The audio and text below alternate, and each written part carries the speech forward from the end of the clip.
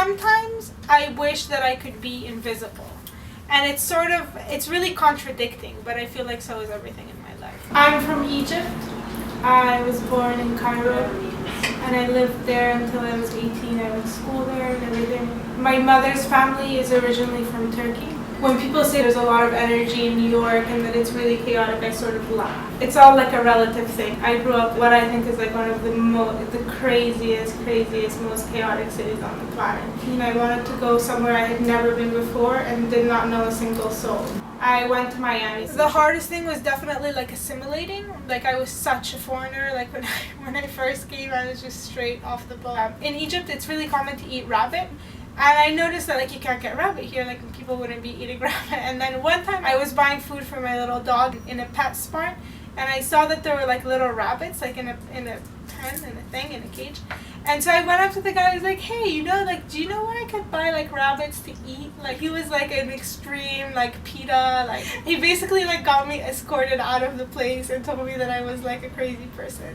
For me, it's important to have like a sense of humor. When I wake up every morning and I get dressed, it's like I can become whatever character that I want. A different character is just like a change of clothes away. Like when I'm walking in the street or wherever and I see someone that's like a little more conservative, sometimes they have this like disapproving look. I love that. When I'm in a good mood and I feel happy and positive, I eat a lot. I feel the happier I am, the more sort of flamboyant I am in the way that I dress and in the food that I eat. I think that for me the two go hand in hand. After I decided that culinary school was not for me, I always really loved to write. Like ever since I was a little girl, I always felt that life is too great not to document. These shoes are by Reed Krakoff. I don't know how to say it. These are, they used to be pants that I bought in San Francisco. I'm always on the quest to find like the perfect white t-shirt. I haven't found it yet. I don't think I ever will. This is a Thai warrior coat from the 18th century, or at least that's what the guy at the auction house told me. I got it at something called Doyle & Doyle. The person that I was buying it from asked me if what I was going to do with it and if I was going to hang it on the wall. And I told him that of course not and that I would wear it. I don't know if you can see, but this is Mao, and he's like going like the second hand, like this is the first like thing that I remember buying with my own money.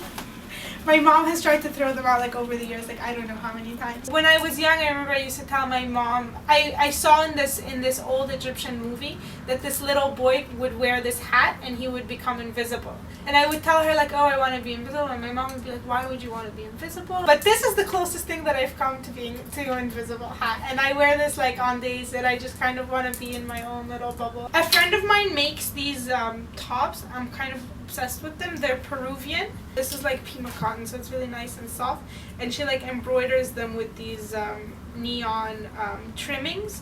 And then this skirt is like one of my favorite things. It's Martin Margiela.